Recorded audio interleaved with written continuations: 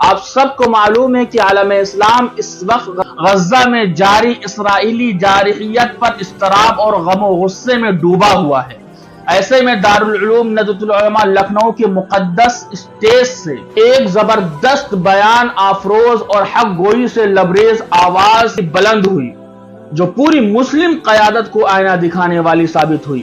خطیب جمعہ مولانا ڈاکٹر محمد فرمان ندوی صاحب دامت برکاتہم العالیہ، جو کہ دارالعلوم ندوۃ العلماء کے فاضل، ممتاز مدرس، ماہر عربی ادب، با اخلاق و مشفق استاد اور موجودہ نیابت خطابت پر فائز ہیں، انہوں نے جمعے کی خطبے میں غزہ کی مظلومیت، فلسطینی عوام کی حالت زار اور مسلم حکمرانوں کی مجرمانہ خاموشی پر شدید اور دینی بنیادوں پر مبنی تنقید کی ہے۔